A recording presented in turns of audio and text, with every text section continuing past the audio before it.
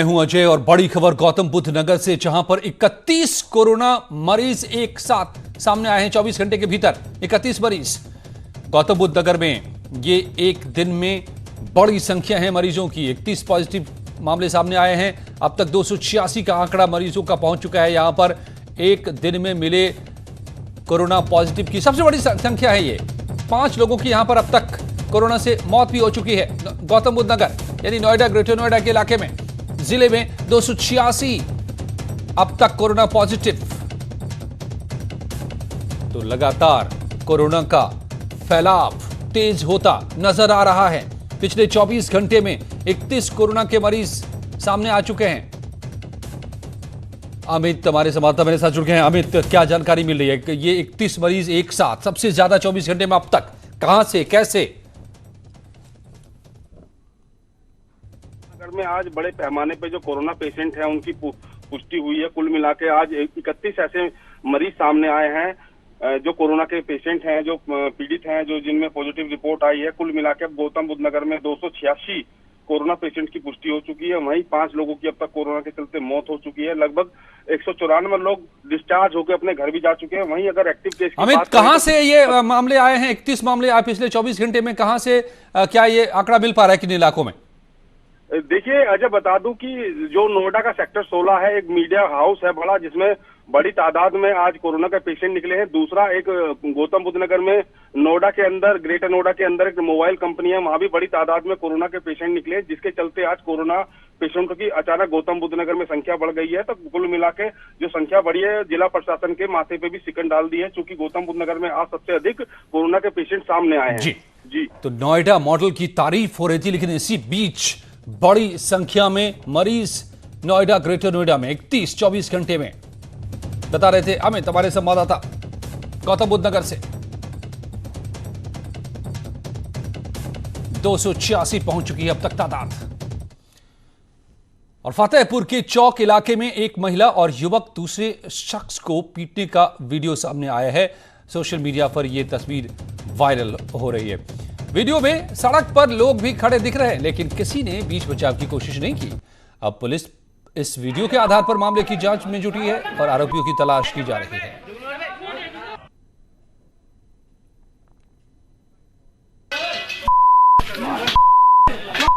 आ रहे हैं, इसके बारे में आपके द्वारा जानकारी होने पर प्रभारी निरीक्षक कोतवाली को संदर्भित कर दिया गया है।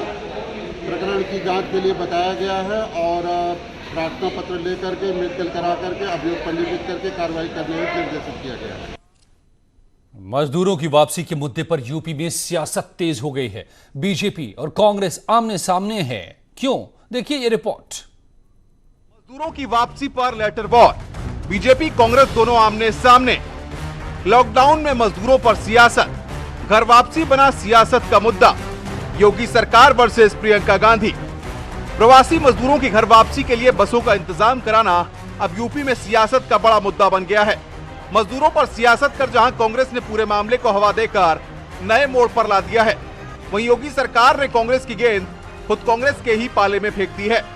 दरअसल कांग्रेस पार्टी ने 1000 बसों को लेकर योगी सरकार से इजाजत मांगी थी, जिसके बाद प्रियंका गांधी ने भी ट्वीट किया था। यही नहीं, राजस्थान यूपी बॉर्डर पर करीब 500 बसें भी राजस्थान सरकार की ओर से भेज दी गई थी। प्रियंका की अपील पर योगी सरकार ने प्रदेश में उन सभी बसों की सूची और डिटेल मांगी है। योगी सरकार की तरफ से प्रियंका गांधी को पत्र लिखकर बसों के नंबर और ड्राइवर कंडक्टर की डिटेल मांगी गई है। हालांकि इससे पहले मुख्यमंत्री योगी आदित्यनाथ ने प्रियंका गांधी से 4 सवाल पूछे हैं, वो आपको बताते हैं। पहला सवाल, अगर आपके पास 1000 बसें थी तो राजस्थान और महाराष्ट्र में ट्रकों में भरकर श्रमिकों को क्यों भेज रहे हैं? दूसरा सवाल, औरैया के दर्दनाक सड़क हादसे से पूरा देश आहत है। एक ट्रक पंजाब से और दूसरा राजस्थान से आ रहा था। क्या प्रियंका गांधी हादसे की जिम्मेदारी लेंगी? तीसरा सवाल, अगर उनके पास 1000 बसें हैं, अब तक बसों की सूची तक उपलब्ध क्यों नहीं कराई गई? चौथा सवाल, प्रियंका गांधी बाकी साथियों को भी सुरक्षित भेजने का इंतजाम कांग्रेस शासित राज्यों से क्यों नहीं करा रही? इधर यूपी सरकार के पत्र के बाद कांग्रेस ने भी योगी सरकार की ओर से मांगी गई सूची जारी कर दी है। कांग्रेस ने 1000 बसों के नंबर दिए हैं। कांग्रेस के प्रदेश अध्यक्ष अजय लल्लू ने बसों की सूची दिखाते हुए कहा कि उनके पास सभी बसों की डिटेल है जो सरकार को दी है। जब आप कह रहे हैं कि हमें बसों का वो नाम और नंबर चाहिए ताकि अनुमति दे सके, हम आपके सामने एक कहना चाहते हैं, ये हमारे पास बसों की लिस्ट है, आप अनुमति दीजिए। 3 दिन से हम आपसे मांग कर रहे हैं, 3 दिन से मिलने के लिए आपके पास समय नहीं है। आप एसी में बैठकर क्या जानेंगे उन गरीब मजलूमों का हाल जो लोग पैदल यात्रा करने पर, भूखे नंगे पैर चलने पर विवश हैं। वहीं इस पूरे मामले में न्यूज 18 भी कई सवाल पूछ रहा है। क्या कांग्रेस के पास 1000 बसें तैयार हैं? बसें तैयार हैं तो राजस्थान पंजाब से श्रमिक ट्रकों पर क्यों आ रहे हैं? बसें तैयार हैं तो यूपी सरकार को अब तक लिस्ट क्यों नहीं दी? कांग्रेस को मजदूरों की फिक्र या सियासत की चिंता है? क्या कांग्रेस को योगी सरकार की चुनौती कबूल है? कांग्रेस के प्रस्ताव को योगी सरकार ने स्वीकार क्या किया? प्रियंका ने भी ट्वीट कर योगी सरकार का आभार जताया, पर सियासत में होता ही ऐसा है, सेकंड में क्रेडिट का खेल बनता है और बिगड़ता है। इसीलिए राजनीति का पहला पार्ट ही माहौल बनाए रखिए। Bureau report, news 18। और जरा सोचिए कि किन राज्यों से ये मजदूर आ रहे हैं, किन राज्यों को जा रहे हैं और कौन राज्य इनकी मदद कर रहा है। तो फिर सड़क पर अगर ये हाहाकार है तो जिम्मेदार कौन है? रात 8 बजे महाबहस होगी, इस पर जरूर जुड़िए। लेकिन इस वक्त खबर उन्नाव से आ रही है। आगरा लखनऊ एक्सप्रेसवे हादसा हुआ है। आगरा लखनऊ एक्सप्रेसवे पर श्रमिकों को ले जा रही पिकअप का एक्सीडेंट हो गया है। बेकाबू होकर पलट गई पिकअप। हादसे में 2 श्रमिकों की मौत की खबर है। 10 से ज्यादा जख्मी भी हो गए हैं। पहिए का एक्सल टूटने से यह हादसा हुआ। अनुज गुप्ता हमारे संवाददाता जुड़ गए हैं। अनुज, क्या मदद पहुंच पाई है मौके पर? अब तक कितना नुकसान हुआ है? जी बिल्कुल, वैसे आपको बता दें कि बेटा मुजावर थाना क्षेत्र के गौजिया कला गांव के पास हादसा हुआ। ये लोडर दिल्ली से चला था जो आजमगढ़ के लिए जा रहा था और इसका पिछले पहिए का एक्सल टूटने से ये लोडर पलट गया है, जिसकी वजह से 15 से ज्यादा इसमें अपडेट है। 15 से ज्यादा श्रमिक घायल हुए, जबकि 2 लोगों की मौत हो गई है। मौके पर यूपीडा और पुलिस मौजूद है और वो लगातार रेस्क्यू करके जो घायल हुए उन्हें अस्पताल भेज रहे हैं। आपको बता दें कि जो 6 लोग इसमें गंभीर से घायल होता है, में सीएचसी में इलाज चल रहा है, जबकि जो 10 अन्य है उनका औराज के सीएचसी में अस्पताल इलाज चल रहा है। जी अजय, धन्यवाद आपका जानकारी के लिए। यूपी एक ऐसा कॉरिडोर बन गया है जो पश्चिमी भारत के अलग अलग प्रदेशों से आ रहे मजदूर जो पूर्वी भारत की तरफ बढ़ रहे हैं, यूपी के आगे बहुत बढ़ रहे हैं, बिहार, झारखंड, बंगाल तक, लेकिन यूपी के रास्ते गुजर रहे हैं और यहां पर सड़क पर भी नजर आ रहे हैं और हादसों में भी इजाफा यूपी के भीतर।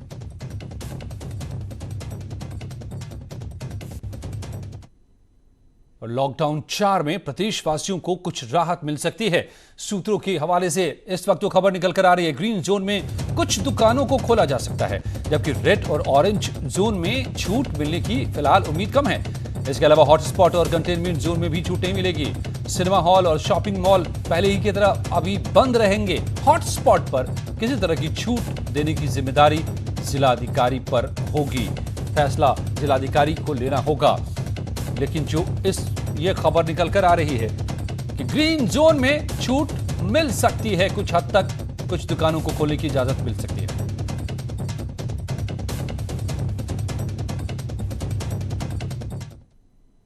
तो लॉकडाउन के चौथे चरण का आज पहला दिन है। यूपी में कोरोना पॉजिटिव का आंकड़ा अब 4,500 के पार पहुंच चुका है। आज प्रदेश में 158 नए मामले सामने आए हैं। अब तक कोरोना पॉजिटिव की कुल संख्या प्रदेश में 4,511 है। 112 लोगों की इससे मौत हो गई है और आज 158 नए मामले सामने आए।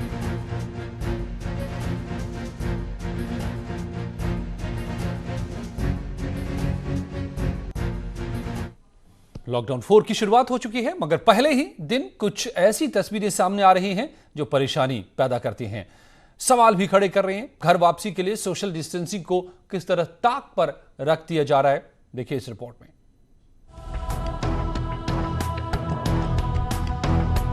इस भीड़ में शामिल थे corona positive. Aarogya Setu app से खुलासा, 500 मीटर में मौजूद कोरोना मरीज। एक मरीज से कितनों को होगा कोरोना? ट्रेन टिकट के लिए दांव पर जान। ये कोरोना को दावत है, ये हादसे को न्योता है। ये तस्वीरें हैं गाजियाबाद के रामलीला मैदान की, जहां घर जाने के लिए रजिस्ट्रेशन कराने जुटे थे हजारों मजदूर। घर जाने के लिए ये अपनी जान पर खेलने को तैयार थे। न कोरोना का डर, न सोशल डिस्टेंसिंग की परवाह। ये सब कुछ होता रहा प्रशासनिक अमले के सामने, लेकिन इसके बाद जो हुआ वो और भी खतरनाक था। न्यूज़ 18 के रिपोर्टर अमित राणा ने मौके पर जब आरोग्य सेतु ऐप चेक किया तो पता चला इस भीड़ में कोरोना के पेशेंट भी शामिल थे। 500 मीटर के दायरे में ये जो रिजल्ट निकल कर आ रहा है, आप देख सकते हैं इसमें 51 उपयोगकर्ता है जिन्होंने स्वयं परीक्षण किया था।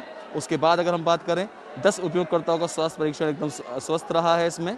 साथ ही 2 कोविड-19 पॉजिटिव उपयोगकर्ता ये आरोग्य सेतु दिखा रहा है। ये कोई मेरे द्वारा कही हुई बात नहीं है, ये वो ऐप है जिसके लिए खुद प्रधानमंत्री मोदी ने लोगों को आग्रह किया था कि अपने अपने फ़ोन में इसको इंस्टॉल करें, और इंस्टॉल करने के बाद आप पता लगा सकते हैं कि आप सुरक्षित हैं या नहीं हैं। इस भीड़ में मौजूद एक भी कोरोना मरीज से सैकड़ों मजदूरों में कोरोना फैल सकता है और इनके जरिए कोरोना गांव-गांव तक पहुंच सकता है। सवाल ये है कि आखिर इतनी बड़ी संख्या में मजदूरों को यहाँ जमा क्यों होने दिया गया। आप यहाँ बैठे हुए हैं और यहाँ ये तमाम यहाँ सोशल डिस्टेंसिंग की धज्जियां उड़ रही हैं। अभी माइक अनाउंस किया गया, सब दूर हैं, लेकिन सब दूर से आए। इससे अनाउंस करने से ही इतनी हो जाती है। सब श्रमिक सब परेशान हैं, ये लोग बहुत दूर से परेशान चल रहे हैं। ठीक है, अभी मैं देख रहा था कि आपकी मजिस्ट्रेट की गाड़ी वहाँ खड़ी है, उसके ऊपर बरसों में ऊपर भर के लोग भाग आ रहे हैं। भाई श्रमिक देखिए, श्रमिक को हम लाठी से मार नहीं सकते ना, बेचारे बहुत परेशान चल रहे हैं। वो व्यक्ति खुद ही परेशान है। अब कानपुर की इन तस्वीरों को देखिए। लॉकडाउन 4 के पहले दिन ही सोशल डिस्टेंसिंग की धज्जियां उड़ती दिखाई दे रही हैं। गोरखपुर के कालेसर 0 पॉइंट पर प्रशासन ने प्रवासी मजदूरों को बिहार बॉर्डर तक छोड़ने के लिए इंतजाम किया, लेकिन बड़ी संख्या में मजदूर ट्रकों में चढ़कर यात्रा करते दिखाई दिए। इस वक्त मैं खड़ा हूं कालेसर के 0 पॉइंट पे। यहाँ जो कल तक भीड़ थी वो भीड़ आज नहीं दिखाई पड़ रही है। प्रशासन ने यहाँ पे कुछ इंतजाम जरूर किए हैं, लेकिन जो बिहार जाने वाले लोग हैं वो आज भी ट्रकों से जा रहे हैं, और अधिकतर वो ट्रक जो हैं या तो वो मुंबई से बुक करके लाए हैं या दिल्ली से बुक करके लाए हैं, उसी पे जा रहे हैं। यानी कि आज की जो तस्वीर दिख रही है वो ये है कि आज सामान लदे जो ट्रक हैं उसमें बैठा के प्रशासन नहीं किसी को भेज रहा है, बल्कि उसके लिए बसों को लगा दिया है। वहीं उन्नाव में लॉकडाउन 4 लागू होने के बाद भी प्रवासी श्रमिकों के आने का सिलसिला जारी है। राजस्थान, महाराष्ट्र, आंध्र प्रदेश, तेलंगाना, कर्नाटक जैसे प्रदेशों से ये हजारों मजदूर लगातार आ रहे हैं। कोई ट्रकों से तो कोई सैकड़ों किलोमीटर का सफर तय करके पैदल ही चलता जा रहा है। सरकार लगातार अपील कर रही है कि मजदूर पैदल यात्रा ना करें, लेकिन बावजूद इसके ये सिलसिला थमने का नाम नहीं ले रहा। न्यूज़ 18 के लिए गाजियाबाद से अमित राणा, गोरखपुर से रामगोपाल और झांसी से अश्वनी के साथ उन्नाव से अनुज गुप्ता की रिपोर्ट। और सरकार की सख्ती का कानपुर जिले में कोई असर नहीं दिख रहा है। महाराष्ट्र से मजदूर अभी भी ट्रकों में भरकर सफर कर रहे हैं। मजदूरों की माने तो उन्हें बस की कोई व्यवस्था उनके लिए नहीं कराई गई, जिसके चलते वो ट्रक से महाराष्ट्र से सुल्तानपुर के लिए रवाना होंगे। अकबरपुर कोतवाली क्षेत्र 12 टोल प्लाजा पर समाज सेवियों ने इन मजदूरों को पानी और बिस्किट दिया। मिल पाए। कहाँ से चल के कहाँ से आए? हम लोग थाना चल के आए हैं। मुंबई से। और कहाँ जाना है? सुल्तानपुर तक जा रहे हैं। तो यही ट्रेन बुक करके लाए? यही। बलरामपुर से खबर आ रही है, जहां पर 7 कोरोना पॉजिटिव सामने आए हैं। बलरामपुर में फिर से 7 नए मामले सामने। कोरोना संक्रमित की संख्या यहां 27 हो गई। अब तक 20 थी, अब ये बढ़कर 27 पहुंच गए। 6 मरीज शिवपुरा इलाके में मिले हैं, 1 नगर इलाके में। 4 दिनों से लगातार बढ़ रही है कोरोना मरीजों की संख्या। बलरामपुर में 7 नए मामले, 20 से बढ़कर 27।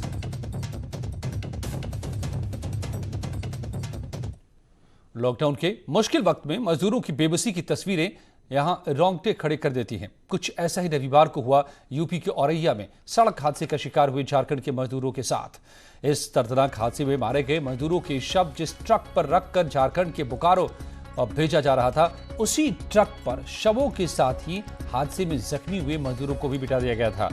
शवों से तेज दुर्गंध आ रही थी, और ऐसे में इन तस्वीरों जब ये तस्वीरें झारखंड के सीएम हेमंत सोरेन के पास पहुंची उन्होंने ट्वीट किया, अपने अफसरों को कहा सबों को सम्मान के साथ लाया जाए और उसके बाद यूपी के सरकारी अमलों में हरकत आई और फिर इन सभी को एम्बुलेंस के जरिए भेजा गया।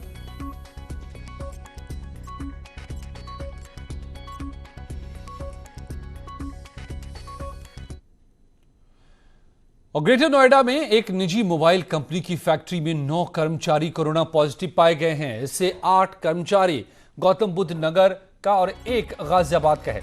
कंपनी खुलने के बाद सभी 1200 कर्मचारियों का सैंपल लिया गया है, जिसमें जांच के बाद 9 कर्मचारी पॉजिटिव पाए गए। जिलाधिकारी ने बताया कि मामला सामने आने के बाद कंपनी को बंद कर दिया गया है।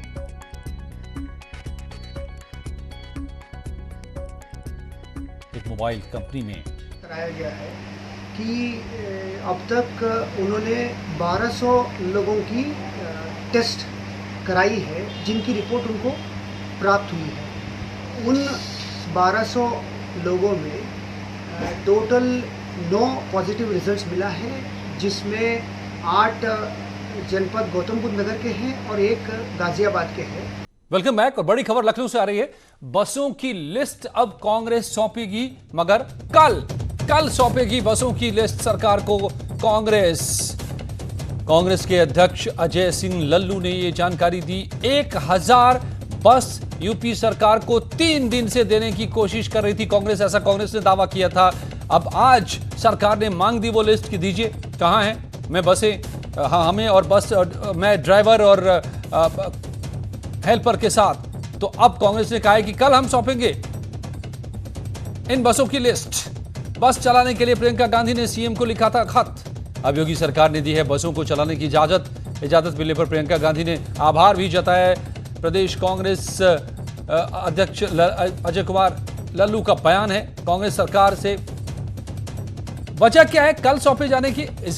इसकी वजह है कि जैसा लल्लू साहब कह रहे हैं कि जिस प्रारूप में मांगी गई है लिस्ट, उस प्रारूप के मुताबिक बसों की लिस्ट बना करके कल सौंपा जाएगा।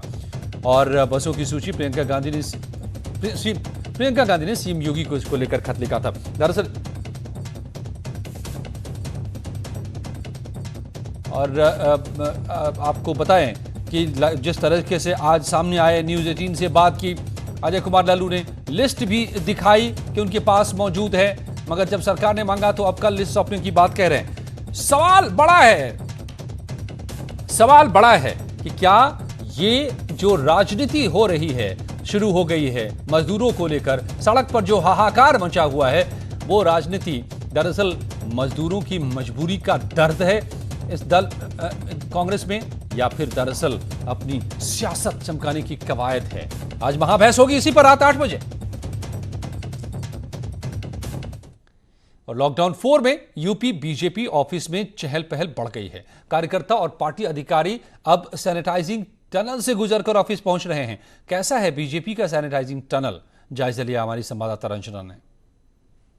में बीजेपी कार्यालय में भी एक्टिविटी हम कहेंगे बढ़ गई है, लेकिन कोरोना से बचाव के लिए सुरक्षा के तमाम उपाय किए गए हैं। खुद महामंत्री संगठन भी बिना हाथ सैनिटाइज किए हुए अंदर नहीं जाते हैं। अभी उन्होंने अपना हाथ सैनिटाइज किया है। सर, क्या क्या इंतजाम किए हैं?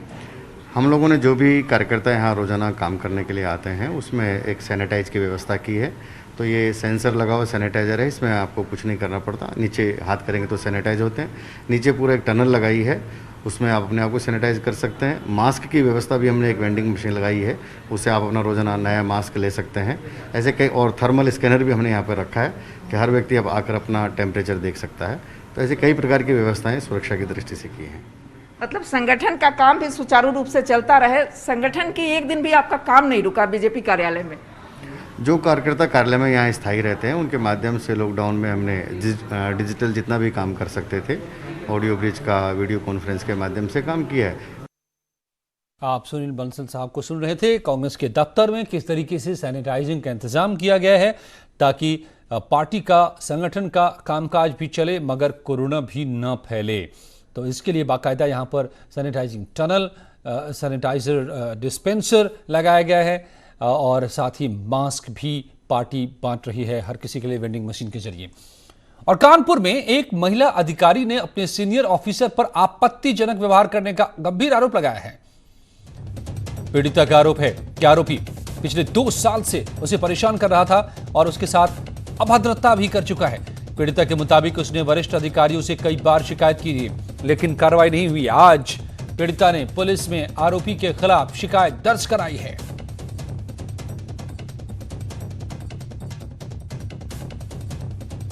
महिला अधिकारी का सनसनीखेज आरोप कर रहे हैं।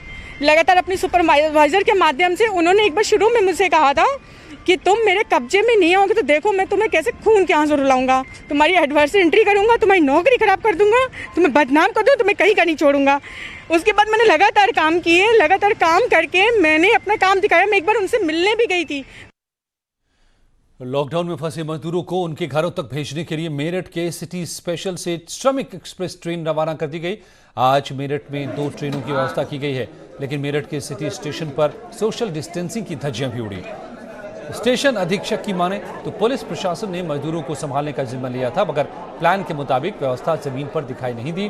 आपको बताएं कि मेरठ से आज बिहार के अररिया जिले के लिए श्रमिक एक्सप्रेस रवाना की जाएगी, जिसमें कुल 1500 मजदूर भेजे जा रहे हैं।